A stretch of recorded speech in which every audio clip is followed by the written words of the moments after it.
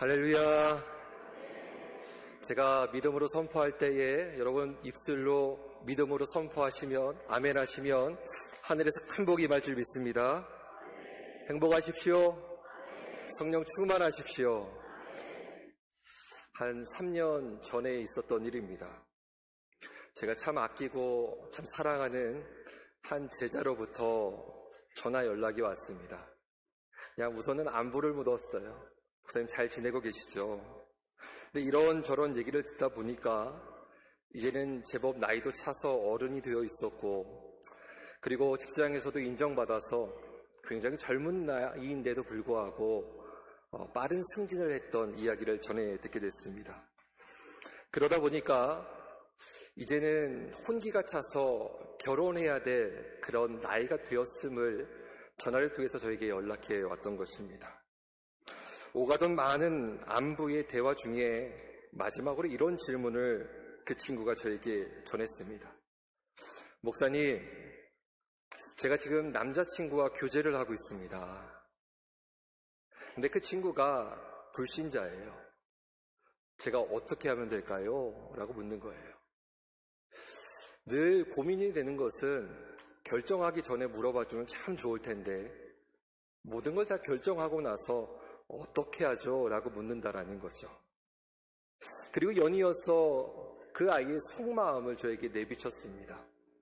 목사님, 저는 정말 믿음이 좋은 그런 남자를 만나서 정말 하나님께서 꿈꾸시고 원하시고 기뻐하시는 그런 다복한 가정을 꾸리는 것이 제 마음의 소원입니다. 목사님, 제가 기도하면 하나님께서 이런 배우자를 만나게 해주실까요? 라고 저희가 묻는 거예요. 사랑하는 성도 여러분, 누군가 여러분에게 이러한 질문을 던진다면 여러분은 뭐라고 대답해 주시겠습니까?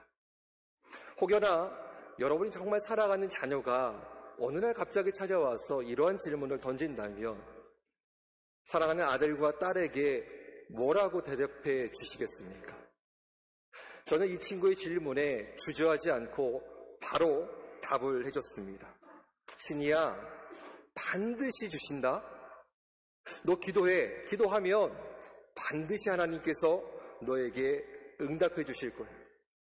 절대 의심하지 말고 기도해. 그러면 하나님께서 너가 구한 것보다 더 좋은 것들로 너에게 응답해 주실 거야 라고 말을 했습니다. 성경에는 마가복음 11장 24절에 이렇게 기록되어져 있습니다. 그러므로 내가 너에게 말하노니 무엇이든지 기도하고 구하는 것은 받은 줄로 믿으라. 그리하면 너희에게 그대로 되리라 라고 말씀하고 계십니다. 누가 우리의 이야기에 관심을 갖겠습니까? 누가 우리의 이야기를 들어주겠습니까? 다 자기의 얘기하기 바쁘지 않아요? 그 누구도 우리의 이야기에 관심도 없고 그 이야기를 들어줄 만한 여유도 없는데 우리 하나님께서는 내가 들어줄게, 나한테 얘기해 라고 지금 말씀하고 계신 거예요. 요한복음 14장 14절에는 또 이렇게 기록되어져 있습니다. 내 이름으로 무엇이든지 내게 구하면 내가 행하리라 라고 말씀하고 계십니다. 사랑하는 성도 여러분, 이 말씀 믿으십니까? 진정 믿으십니까? 오늘 이 말씀 정말 우리가 기도하면 우리는 기도 응답을 받습니까? 그런데 왜 기도하지 않습니까? 여러분, 하루, 한 주, 한 달이 아니라 10년을 기다려야지만 이 기도에 응답이 된다면 여러분 기도를 하시겠습니까? 마가복음 9장 29절 말씀에는 이렇게 기록되어져 있습니다. 기도 외에는 이런 유가 나타날 수 없다라고 기록하고 있습니다. 기도할 때 하나님께서 역사하시고 일하신다라는 거죠.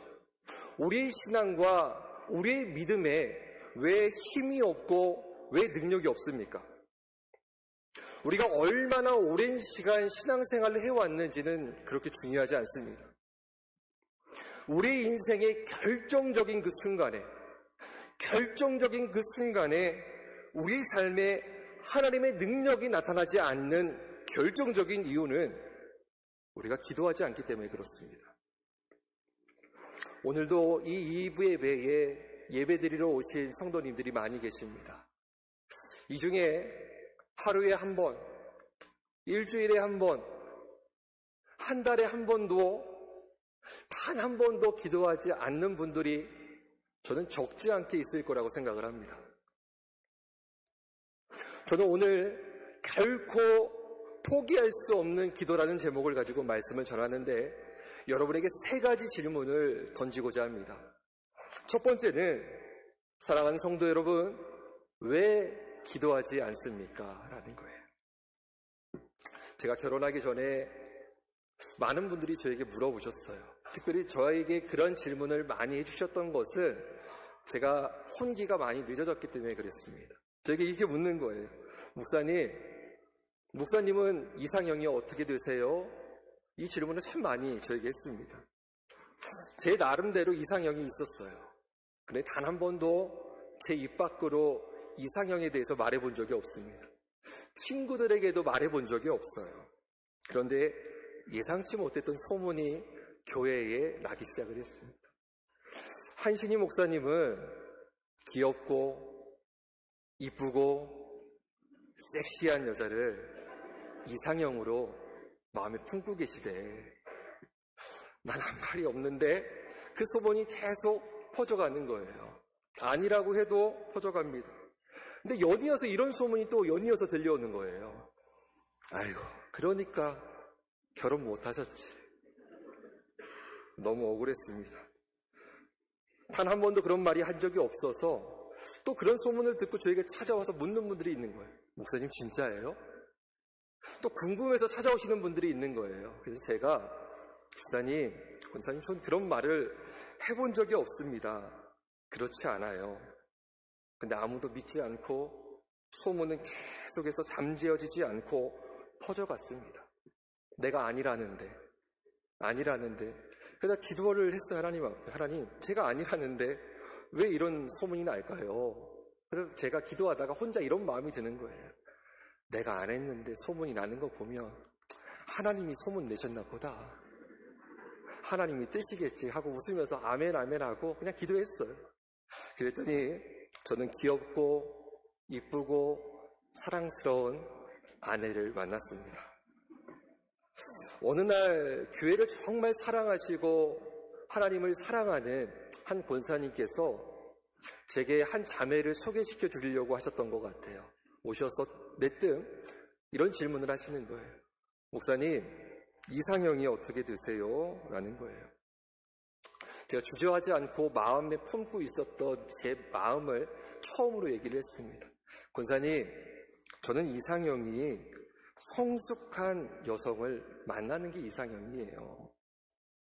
제가 이 얘기를 하자 이 권사님께서 갑자기 엄숙하고 경직된 얼굴 표정을 가지고 저에게 한 말씀을 던졌습니다.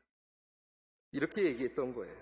목사님, 그런 이상형을 만나 결혼하시려면 제 연령대에서 찾아야 합니다. 제가 해머로 머리를 한 대 강하게 맞은 것 같은 충격을 받았습니다. 그리고 그날 집에 돌아와서 배우자에 대한 기도 제목을 수정하기 시작을 했어요. 그리고 하나님 앞에 이렇게 기도했습니다. 하나님 앞에 순수한 사람, 영도, 혼도, 심령도 맑은 사람 만나기를 원합니다. 제가 하나님 앞에 다른 조건은 그렇게 따지지 않겠습니다. 하나님 앞에 정말 순수한 사람, 그래서 하나님과 인품 좋은 부모님으로부터 많은 사랑을 받은 그런 사람을 만날 수 있도록 하나님 은혜 주세요. 하나님, 닳고 다른 사람 말고요. 닳고 다른 그런 사람 말고 하나님 앞에, 사람 앞에 순수하고 순박한 사람, 하나님 만날 수 있도록 하나님 은혜 주세요 라고 기도를 했습니다. 오랜 시간이 흘렀어요. 때가 찾아 하나님께서 순수하고 사랑을 많이 받아서 넉넉한 마음을 지닌 한 여성을 강원도 원주 그 분지에 감춰두셨다가 때가 돼서 만나게 해주셨습니다. 그리고 결혼을 했어요. 근데 신혼 초기에 아내가 밥을 해서 저에게 주는데 밥솥이 밥을 끝내잖아요. 밥솥을 열고 밥을 떠는데 갑자기 제가 희한한 광경을 목격하기 시작을 했습니다. 갑자기 밥 위에다 십자가를 긋는 거예요. 그리고 밥을 이렇게 휘젓더니 뜨는 거죠. 제가 너무 궁금해서 며칠 지난 다음에 물어봤어요. 여보, 아까 그날 이 십자가를 그리고 밥 뜨는데 뭐 하는 거야? 라고 이렇게 물어보니까 이렇게 얘기하는 거예요. 하나님께서 오늘도 우리에게 일용할 양식을 주셨는데 이 일용할 양식을 주신 그 하나님께 너무 감사해서 감사한 마음으로 기도하고자 그렇게 밥을 떴다라고 저에게 말을 했습니다. 제가 하나님 앞에 달고 다른 사람이 아니라 하나님 앞에 순수하게 하나님 바라고 신앙생활하는 사람 만나게 하나님 은혜 베풀어 달라고 기도하니 하나님은 그런 사람을 만나게 해주셨습니다. 사랑하는 성도 여러분, 하나님께 기도하면 그 하나님은 우리에게 반드시 응답해 주십니다. 이럴 때 크게 아멘하는 거예요. 우리가 기도하면 하나님께서 반드시 응답해 주십니다. 제가 새벽마다 때론 시간이 날 때마다 기도할 때에 제가 빼먹지 않고 제일 먼저 가장 많은 시간 기도하는 기도 제목이 있습니다.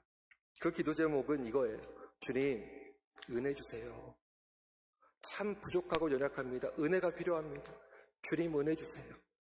그래서 제가 기도할 때 좋아하는 찬송가가 하나가 있어요. 찬송가 428장 이런 가사가 있습니다.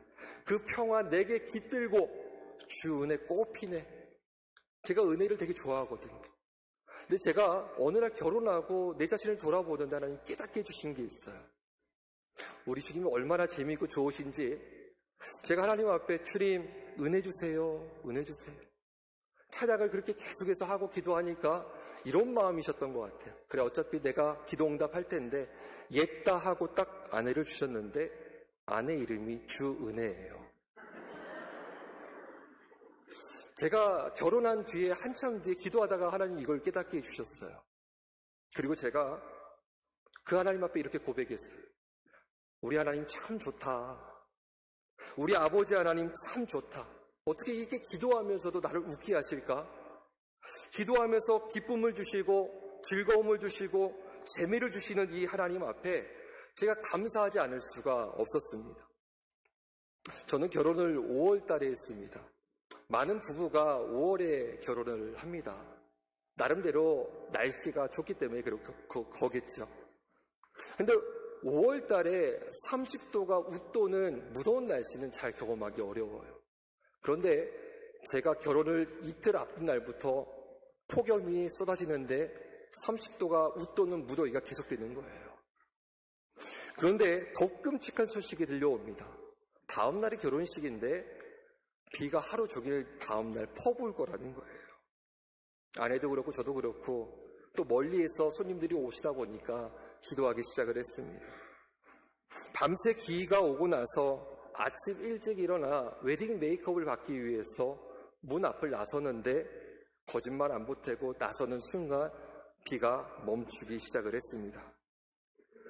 그리고 그 날씨가 굉장히 무더운 날씨를 예고했는데 완연한 가을 날씨가 펼쳐지는 거예요. 새벽엔 좀 쌀쌀하기도 했습니다. 오후가 되니까 긴 옷을 걸칠 만큼 좋은 신선한 온도가 기온이 우리에게 주어졌습니다. 예식이 있는 시간이 다가오니까 갑자기 산뜻하게 해가 뜨기 시작을 합니다. 그리고 청아한 날씨가 우리를 반겨주기 시작을 했습니다. 제가 그때 아내에게도 얘기를 했고 저 스스로에게도 주님께 고백했던 고백이 있어요. 때를 따라 좋은 것을 주시는 하나님, 정말 때를 따라 지금 당장은 그래 보이지 않는데 좋은 것을 주시는 그 하나님 앞에 제가 이렇게 고백합니다. 좋다, 너무 좋다. 우리 하나님 너무 좋다. 기도가 재미있고 주님과의 관계가 즐겁고 그렇게 믿음이 또 견고해지고 견고해지다 보니까 부족한 인생을 하나님께 더 믿음으로 내어드릴 수 있도록 한 걸음 한 걸음 더 내딛는 제 자신을 볼 수 있었습니다. 사랑하는 성도 여러분, 왜 기도하지 않습니까? 우리가 기도하지 않고 우리가 기도를 회피하고 기피하는 이유는 신앙생활에 즐거움이 없기 때문에 그렇습니다.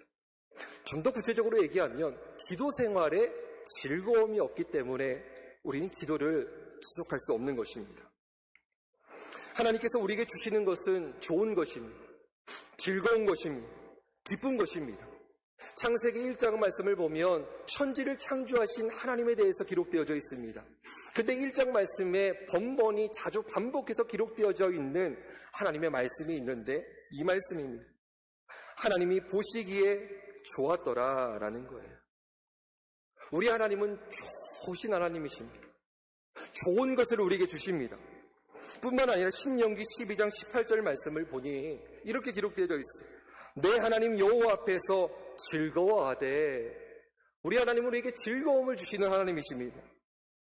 시편 37편 4절 말씀을 보니 또 여호와를 기뻐하라. 우리 하나님은 우리에게 기쁨을 주시는 하나님이신 줄 믿습니다. 근데 데살로니가전서 5장 16절부터 18절까지의 말씀을 보면 항상 기뻐하라, 쉬지 말고 기도하라, 범사에 감사하라. 우리에게 기쁨을 끊임없이 주시는 분이 우리 아버지 하나님이신 것을 말씀 구석구석을 통해서 우리에게 말씀해 주시는 거예요. 사랑하는 성도 여러분, 우리의 믿음과 우리의 신앙은 절대 의무와 책임이 아닙니다. 신앙생활을 의무와 책임으로 하다 보면 너무 고달퍼지기 시작을 해요. 우리의 신앙과 우리의 믿음 생활은 하나님께서 주시는 기쁨과 즐거움이 동반되어져야 될 줄 믿습니다. 하나님께서 주시는 이 기쁨, 이 즐거움이 상실되어지다 보니까 어떤 일들이 일어납니까? 인위적으로 즐거움을 만들고 인위적으로 즐거운 것들을 찾아서 헤매는 거 아니겠습니까?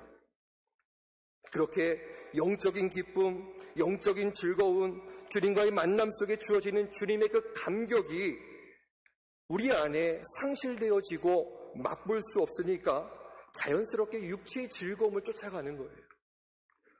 정욕적인 육신의 쾌락을 지향하면서 그 결핍을 어떻게든 세상의 즐거움으로 채우고자 하는 것입니다. 그렇게 육의 사람이 되어져 가는 거예요. 요한일서 2장 16절 말씀에 이런 말씀이 있습니다. 육신의 정욕, 안목의 정욕, 이생의 자랑. 우리가 너무 잘 알고 있는 이 말씀. 찾고 쫓고 쫓다 보면 어느새 내 자신이 육의 사람이 되어져 있는 것입니다. 사랑하는 성도 여러분, 영적인 즐거움, 하나님이 부어주시는 그 감격, 무엇보다 기도할 때 부어주시는 영적 즐거움이 우리 안에 있을 때 우리 심령 깊은 곳에 믿음이 생기기 시작을 합니다. 이 믿음을 가지고 우리는 주의 말씀을 따라 한 번 더 도약함으로 도전하는 삶을 살 수 있게 됩니다. 그때 우리 주님은 우리에게 더 큰 기쁨과 즐거움과 감격을 우리에게 주시는 것입니다. 이것이 선순환되어질 때에 우리의 신앙생활은 감격스럽고 황홀한 신앙생활을 할 수 있게 되는 것입니다. 중요한 것은 기도가 즐겁고 재밌고 행복해야 그 기도를 지속해 갈 수 있다는 것입니다. 사랑하는 성도 여러분, 작은 기도의 응답부터 시작하는 것입니다. 작은 기도의 응답부터 출발되어지는 복된 인생 되기를 주님의 이름으로 축복합니다. 예수님을 믿는 즐거움이 어디 있습니까? 저는 기도 응답이라고 생각을 합니다. 예수님을 믿는 재미가 어디 있습니까? 기도 응답이라 생각을 합니다. 하나님께서 정말 살아계신다. 그 살아계신 그 하나님께서 내 인생 속에 역사하신다. 여러분, 무엇으로 증거할 수 있겠습니까? 기도 응답 아니겠습니까? 우리는 먼저 기도의 즐거움을 맛봐야, 자그마한 기도 응답이라도 맛봐야 우리는 그 기도를 지속해 갈 수 있는 것입니다. 두 번째 여러분에게 던지고 싶은 질문은 이 질문입니다. 누가 기도해야 합니까? 라는 거예요. 나 외에 기도해 주는 사람이 있으니까 목사님이 기도하시겠지. 우리 구역장이 기도하겠지. 우리 부모님이 기도하겠지. 내 배우자가 기도하겠지라고 생각할 수 있습니다. 한 번은 신방 때 이런 일이 있었습니다. 제가 꼭 신방을 가면 어느 교회든 꼭 묻는 게 있어요. 기도 제목을 물어요. 적어놓고 기도를 합니다. 한 권사님이 기도 제목을 주셔서 적어서 기도하고 있었어요. 적지 않은 시간이 꽤 흘렀어요. 궁금한 거예요. 응답이 됐을까? 근데 우연히 그 권사님을 거리에서 복도에서 만날 기회가 있어서 넌지시 물어봤습니다. 권사님, 그때 저한테 말씀하셨던 그 기도 제목 응답되었나요? 라고 묻자 그 권사님께서 되게 난해한 얼굴 표정으로 무슨 기도 제목이었지 하는 거예요. 목사님께 기도 제목을 전해드렸으니까 목사님께서 기도하시겠지 했던 것 같아요. 사랑하는 성도 여러분, 기도는 내가 해야 되는 것입니다. 사무엘상 1장 9절부터 10절 말씀에는 훗날 사무엘의 어머니가 되는 한나가 등장을 합니다. 근데 그 말씀을 보니 분명 제사장 엘리가 여호와의 전 문설주 곁 의자에 앉아 있었다라고 얘기하고 있어요. 봐달라는 거죠. 그랬음에도 불구하고 그에게 애통한 마음을 전하며 기도 부탁을 하지 않았어요. 그리고 하나님 앞에 나아가 꿇어 엎드려 괴로운 마음으로 하나님께 통곡하며 기도하기 시작을 했습니다. 12절 말씀을 보니 이렇게 기록되어져 있어요. 오랜 시간 기도했다라고 기록하고 있습니다.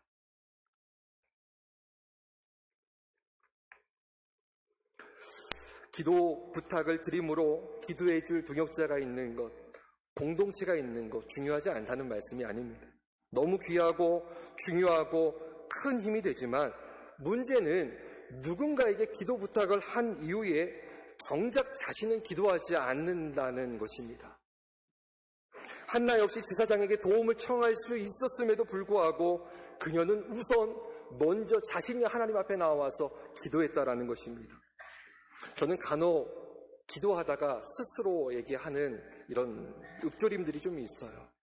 하나님께서 뭔가 환상 중에 저에게 뭔가 보여주시거나 마음에 무언가 부어주실 때에 저는 하나님 앞에 씩 웃어요. 혼자 좋아서. 그리고 아멘 아멘 아멘 아멘 아멘 이렇게 제가 고백을 드릴 때가 참 많아요. 그렇게 되기를 원한다는 거죠. 제 동기 목사님들이 다 일찍 결혼을 하셨어요. 20대 중반부터 후반대에 결혼을 하셨는데 제가 이제 한 30대 후반에 결혼을 했습니다. 많이 됐다 보니까 자녀가 지금도 없어요. 기도하다가 갑자기 이런 마음이 드는 거예요. 뭐 주님이 주셨는지 내 마음에 든 건지 모르겠지만 야, 너무 늦었다. 내 친구들, 동기들 다 자녀들 고등학교 보내고 중학교 보내는데 이거 언제 나서 어떻게 하지? 그래서 기도하다가 이런 마음이 들었어요. 이걸 한 큐에 해결하는 방법은 쌍둥이밖에 없겠다. 그냥 쌍둥이 말고 이란성 쌍둥이밖에 없겠다. 기도하기 시작을 했습니다. 저를 위해서 기도해 주시는 중보하시는 분들이 계셔서 그분들께도 마음을 나눴어요. 그러다가 어느 날 그 중에 한 분 집사님을 만날 기회가 있었어요. 전 당연히 기도해 주실 줄 알고 그 집사님께 여쭤봤어요. 집사님, 제 그 기도 제목 가지고 기도해 주고 계신가요? 라고 제가 묻자 그분이 단호하게 얘기하셨어요. 아니요, 목사님 기도하지 않고 있습니다. 궁금한 거예요. 왜 기도 안 해주고 계신 거예요? 라고 하자 그 기도 제목이 하나님 앞에 옳은 건지 그른 건지 몰라서 기도를 하기가 어려웠습니다. 이러는 거예요. 그 얘기를 듣고 서운하지 않았어요. 정말 서운하지 않았어요. 근데 제가 그 얘기를 듣고 깨달은 한 가지가 있었어요. 무엇이냐면 기도하는 마음이 다 내 마음 같지는 않구나라는 거였어요. 함께 기도는 해도 내 마음같이 기도하는 사람을 찾아보기는 어렵다라는 것입니다. 그렇기 때문에 내가 더욱더 힘써서 기도해야 되겠다라는 거였어요.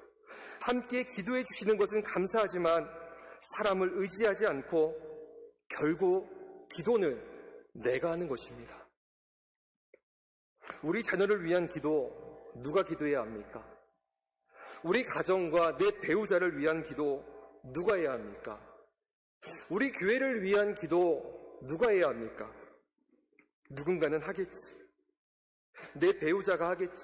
내 부모님이 하겠지. 목사님이 하시겠지. 구역 리더가 그 기도를 하겠지라고 우리는 생각을 합니다. 절대 나 대신 다른 누군가가 내가 해야 할 기도를 대체할 수 없는 것입니다. 사랑하는 성도 여러분, 반드시 기억하셨으면 좋겠어요. 어쩌면 지금 나 아니면 기도할 사람이 아무도 없을 수도 있습니다. 무엇보다 하나님 앞에 애절한 기도, 애간장 녹는 기도는 나 자신밖에 할 수 없다는 사실을 절대 잊지 마시길 바랍니다. 그리고 기도의 한 사람으로 서서 하나님 앞에 구별된 기도의 사람이 되어지기를 주님의 이름으로 축복합니다. 세 번째 마지막 질문은 이것입니다. 언제 기도해야 합니까? 라는 거예요. 언제 기도해야 합니까? 베드로전서 4장 7절 말씀 이렇게 기록되어져 있어요. 만물의 마지막이 가까이 왔으니 그러므로 너희는 정신을 차리고 근신하여 기도하라. 너희는 정신을 차리고 근신하여 기도하라. 우리 앞뒤자로 한번 인사할까요? 너희는부터 한번 인사하겠습니다. 시작. 너희는 정신을 차리고 근신하여 기도하라. 언제 기도해야 합니까? 지금 해야죠. 지금 시작해야 합니다. 오늘부터 시작해야 합니다. 금주부터 시작해야 하는 것입니다. 혼자 기도하는 것이 쉽지가 않습니다. 굉장히 어렵습니다. 그렇기 때문에 전도서 4장 12절 말씀을 보면 이렇게 기록되어져 있어요. 한 사람이면 패하겠거니와 두 사람이면 맞설 수 있나니 세 겹줄은 쉽게 끊어지지 아니한다라고 말씀하고 있어요.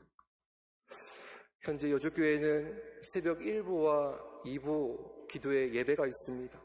그리고 금요 심야 기도회가 진행되고 있습니다. 우리 성도님들이 다시 기도할 수 있는 기회이자 발판으로 새벽 기도회와 금요 기도회를 우리가 활용하길 바랍니다. 아멘을 안 한다고 해서 진리가 아닌 것은 아닙니다. 여러분, 이 아멘을 하든 안 하든 이 기회를 붙드는 자가 있고 붙들지 않는 자가 있을 거예요. 저는 바라기는 온 성도들이 이 은혜를 힘입고 살아가기를 간절히 소망합니다. 목회자는 말할 것도 없고 장로님이라고 해서 예외가 될 수 없습니다. 권사님도 예외가 될 수 없습니다. 집사님, 성도님, 그 어느 누구도 예외가 될 수 없습니다. 새벽의 시간, 금요기도의 시간, 우리가 이 시간 기도하지 못하면 우리가 끼어서 기도한다라는 것은 굉장히 절대 쉽지가 않습니다. 저는 개인적으로 이렇게 생각합니다. 그 시간에 기도하지 않으면 기도하는 것은 불가능하다. 저는 개인적으로 새벽 설교를 제가 담당한 날이 있다면 마음을 이렇게 먹고 있어요. 더 짧게 하려고 합니다. 설교 시간을 더 줄일 계획입니다. 성도들이 기도할 수 있는 기도의 시간들을 좀 더 내어드리려고 합니다.